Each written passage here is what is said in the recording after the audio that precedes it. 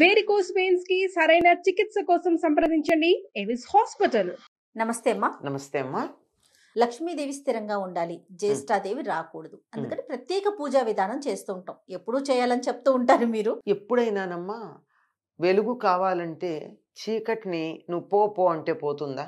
వెలుగొచ్చే పని మనం చేయాలి కదా. చీకటిని తిడుతూ కూర్చోవటం కన్నా చిరుదీపం వెలిగించటం మిన్నా అన్నాడు రవీంద్రనాథ్ ఠాగూర్. అంతే.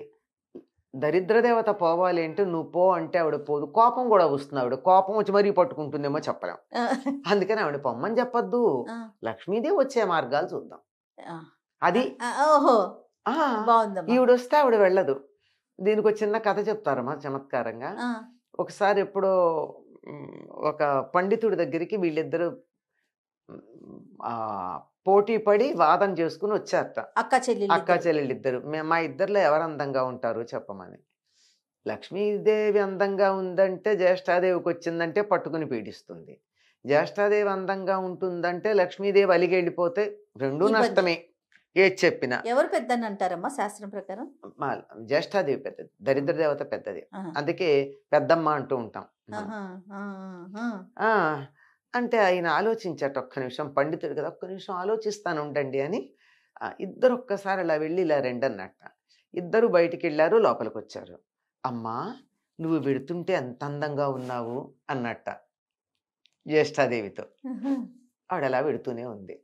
లక్ష్మీదేవితో అమ్మా నువ్వు వస్తుంటే ఎంత అందంగా ఉన్నావు అన్నట్ట ఈవిడ వస్తూనే ఉంది. బాగుంది అది. అట్లా అట్లా సంపద కావాలి అంటే దానికి తగిన ఏర్పాటు చేయాలి. కానీ దరిద్రం పోవాలంటే ఎట్లా పోతుందమ్మా? చీకటి పో పో అని ఎంతన్నా పోదు. దీపం వెలిగించడం చేయాలి. లక్ష్మీదేవి వచ్చి కూర్చుని ఏర్పాటు చేయాలి. ఎవరైనా వచ్చి కూర్చోవాలంటే ఏం చేయాలమ్మా? వాడు కూర్చోవడానికి తగిన వాతావరణం కల్పించాలి. అంతే కదా.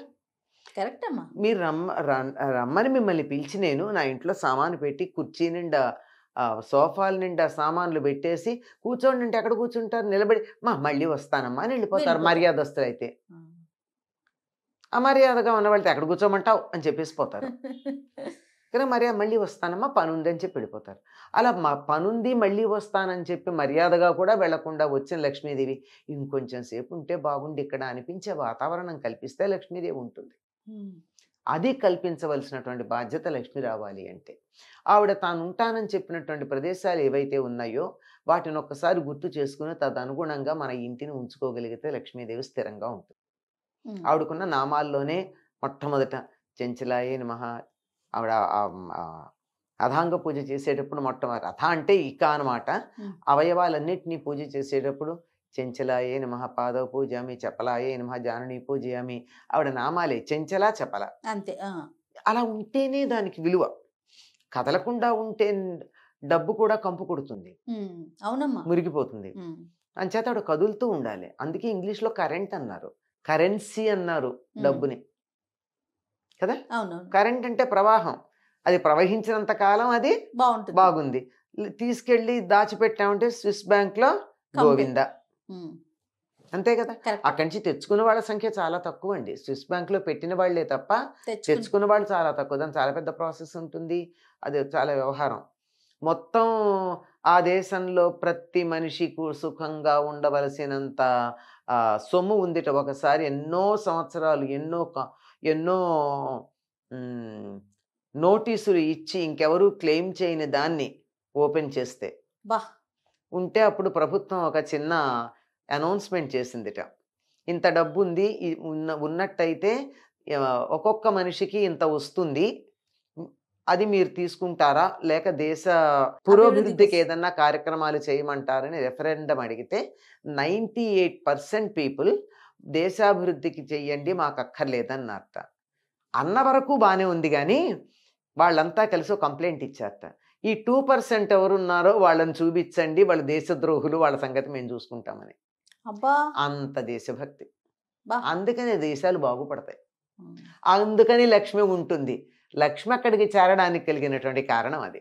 ప్రపంచంలో అన్ని చోట్ల ఉన్నటువంటి నల్ల డబ్బు అక్కడికి చేరి తెల్లబడిపోయిందే, ఎందుకంటే అక్కడ ఉన్నటువంటి దేశభక్తికి. కనుక అటువంటి నిజాయితీ అయిన మనసున్న చోట ధనం ఉంటుందమ్మా, లక్ష్మీదేవి ఉంటుంది. కనుక శుచిగా ఉండాలి. వచ్చిన లక్ష్మి కదలకుండా నేను ఉంటానని అనిపించేటట్టుగా ఉండాలి. అంత శుచిగా ఇల్లు పెట్టుకోవాలి ఎప్పుడు కూడా. ఎక్కడా కూడా బూజులు వేలాడుతూ పాత బట్టలు, పాత కాగితాలు ఇట్లాంటివి ఏమి ఉండకూడదు. చక్కగా అమ్మ ఆహా అనిపించేట్టు ఉండాలి. అంత శుచిగా ఉండాలి. ఇది బాహ్యమైనటువంటి శౌచం. దాంతో పాటుగా ఎలా ఉండాలి, ఇది కూడా ఉండాలి. మనుషులు కూడా ఇల్లు బాగా పెడతారండి. కొంతమంది మనుషుల్ని చూస్తే అయ్య బాబోయ్ అంటారు. అట్లా కాకుండా శుచిగా ఉండాలి. ధనవంతమైనటువంటి ఖరీదైనటువంటి బట్టలు కట్టుకోమని కాదు, ఉతికినటువంటి బట్టలు, శుచిగా ఉన్న బట్టలు అలా ఉండాలి. నీట్గా ఉండాలి. అంతేకాదు మనసు బాగుండాలి. మనసు బాగుందనడానికి సంకేతం మాట. మాట చక్కగా ఉండాలి. దెబ్బలాడుకోకూడదు. ఏ ఇంట్లో అయితే నిరంతరం దెబ్బలాడుకుంటూ ఉంటారో అక్కడ పొరపాటును కూడా అడుగు పెట్టను అని చెప్పింది లక్ష్మీదేవి. ప్రధాన నియమం అమ్మా. ఇవన్నీ కావాలి. శుచిగా ఉండాలి. తర్వాత చెడు మాటలు ఉండకూడదు. ఆవిడికి నచ్చవు. అలా చెడు మాటలు ఉండకూడదు. దెబ్బలాడుకుంటూ ఉంటే ఎందుకు ఉంటుందండి అంటే అవతల వాళ్ళకి చెప్పొద్దా? తప్పు చేస్తే చెప్పచ్చు. చెడ్డగా చెప్పాలా? అమ్మా నువ్వు చేసింది బాగుండలేదని చెప్పచ్చు. లేదు పిల్లలు వినండి, ఒరే నువ్వు చేసింది బాగుండలేదురా అని గట్టిగా చెప్పచ్చు. అంతేగాని దానికి వేరే భాష వాడక్కర్లేదుగా. భాషకి మనం మాట్లాడిన ప్రతి అక్షరం వెనకాల కూడా ధ్వని ఉంటే ఆ ధ్వని వల్ల కలిగేటటువంటి వాతావరణంలో మార్పులు ఉన్నాయి కదా, చెడ్డ మాటలకు ఆ మార్పులు వస్తాయి కదా, అవి చేయకూడదు. అలాగే వస్తువుని వృధా చేసిన చోట కూడా లక్ష్మీదేవి ఉండనంది. లక్ష్మి అంటే మనం క్యాష్ అనుకుంటాం, మాత్రమే కాదమ్మా. ప్రతి వస్తువు లక్ష్మి. నీళ్ల చుక్క లక్ష్మి. నీళ్లు వృధా చేస్తే లక్ష్మి ఉండదని పూర్వకాలం చెప్పేవాళ్ళు. అన్నం పారేసిన చోట లక్ష్మి ఉండదు. వస్తువులు దుర్వినియోగం చేసిన చోట లక్ష్మి ఉండదు. మీరు చూడండి, మార్వాడీల దగ్గర అంత డబ్బు ఎందుకు ఉంటుంది అంటే వాళ్ళు పలక దగ్గర పెట్టుకుని లెక్కలేస్తారు. చెరిపేయచ్చు, మళ్ళీ వాడచ్చు. అలాగే మనలాగా కాగితాల మీద వేసి కాగితాలు చింపి పారేయరు. పైగా ఏమన్నా రఫ్ రాయాలన్నా, ఒక నోట్ రాయాలన్నా ఒకవైపు ఖాళీ ఉన్నటువంటి కాగితాలు వాడతారు తప్ప ప్యూర్ వైట్ పేపర్స్ వాడరు. అవును, చాలా జాగ్రత్తగా ఉంటారు. మరి ఏంటి వాళ్ళకేం లేక? వస్తువుని గౌరవించటం తెలుసు వాళ్ళకి.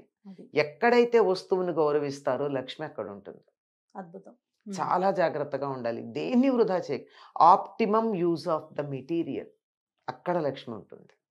అంటే నా దగ్గర లేక కాదు, దరిద్రం కాదు, కక్కుర్తి కాదు, జాగ్రత్త, గౌరవం. నేను అదే అంటే అన్నం పడేస్తే నువ్వు ఒక్క మెతుకు తయారు చెయ్యి, నీకు పడేసే అధికారం ఉంది. అసలు నువ్వు కృతజ్ఞతతో తినాలి కదా.